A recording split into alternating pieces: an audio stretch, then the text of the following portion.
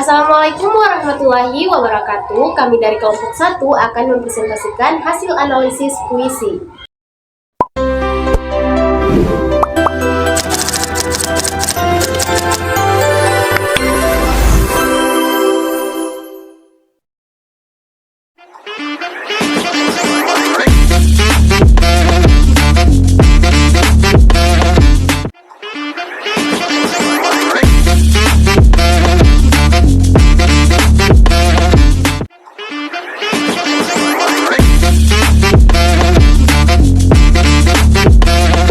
Selamat pagi teman-teman. Hari ini kelompok kami akan menganalisis puisi indah yang berjudul Nyanyian Senyap Semesta, karya kelompok 7.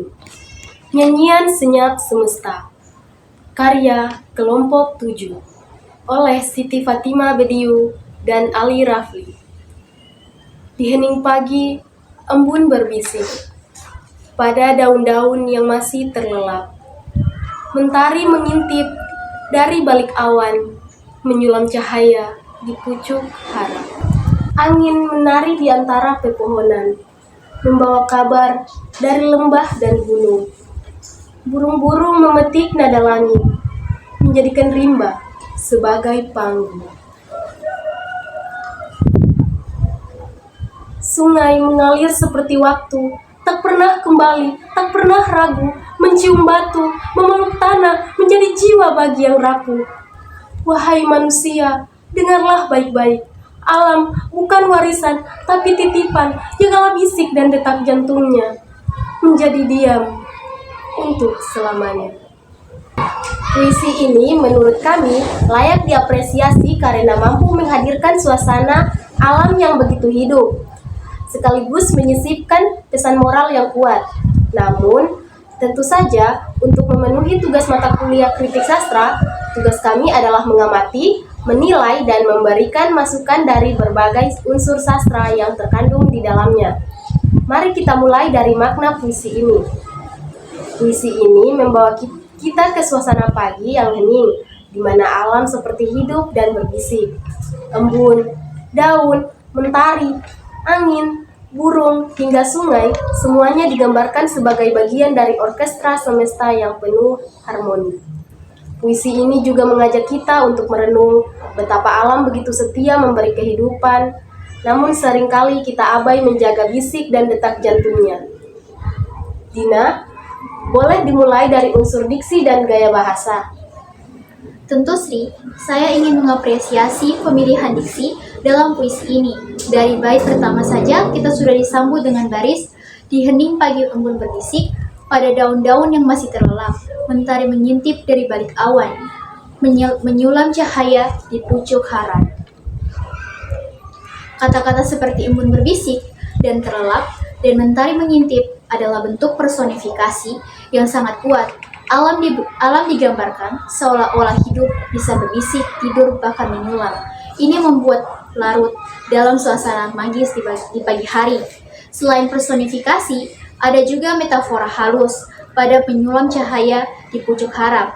Cahaya matahari diibaratkan benang yang menyulam harapan di ujung-ujung daun. Namun, menurut saya, penggunaan personifikasi yang sangat dominan di hampir setiap bait seperti angin menari, burung memetik nada langit, sungai mencium batu, bisa menjadi pedang bermata dua. Di satu sisi, ini memperkuat imajinasi, namun di sisi lain, jika terlalu sering, efek kejutnya berkurang dan terasa repetitif. Mungkin akan lebih menarik jika ada variasi magis lain, misalnya metafora, senilek, atau hiperbola agar puisi terasa lebih dinamis. Saya setuju dengan Dina. Sekarang, saya ingin membahas tema dan pesan dari puisi ini. Dari awal hingga akhir, tema utama yang diangkat adalah hubungan manusia dengan alam. Puisi ini mengajak kita untuk lebih peka dan menghargai alam sekitar.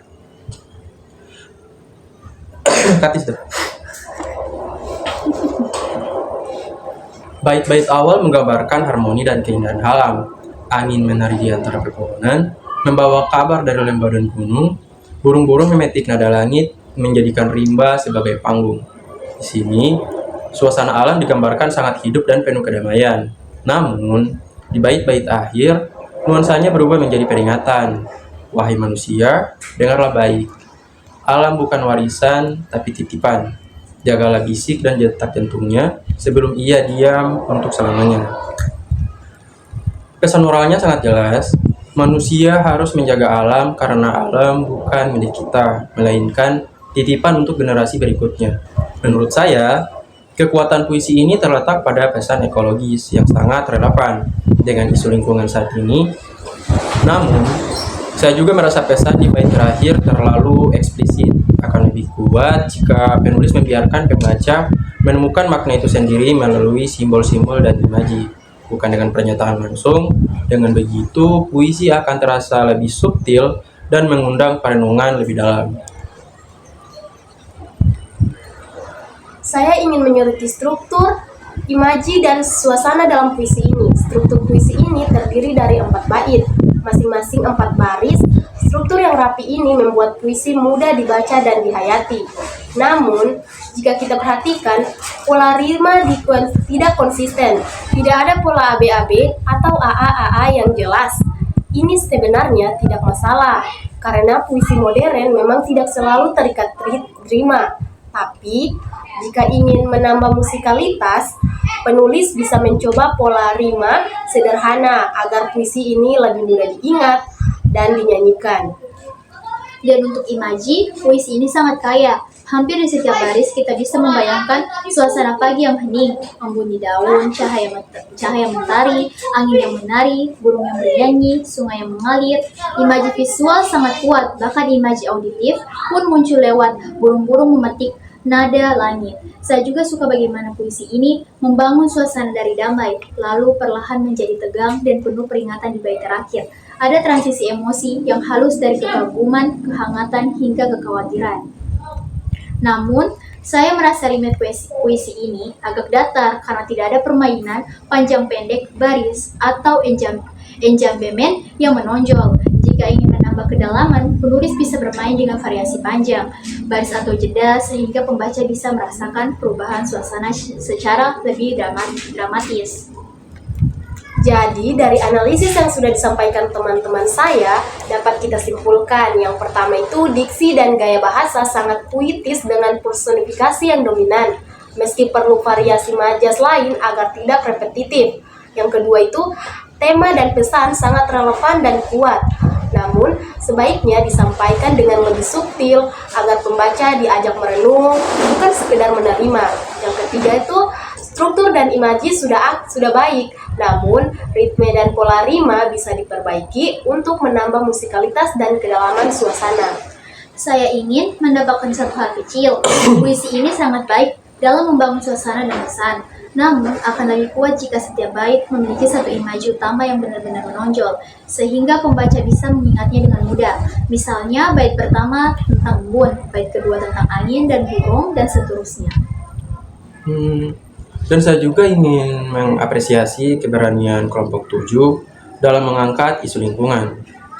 Di zaman sekarang, puisi seperti ini sangat dibutuhkan untuk menyadarkan kita semua. Semoga masukan dari kami bisa menjadi inspirasi untuk kelompok 7 dan teman-teman lain dalam berkarya.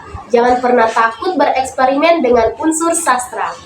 Terima kasih atas perhatian teman-teman. Semoga diskusi panjang ini bisa menjadi bekal untuk kita semua dalam memahami dan menciptakan puisi yang lebih baik. Terima kasih. Kami dari kelompok 1 pamit undur diri dan sampai jumpa.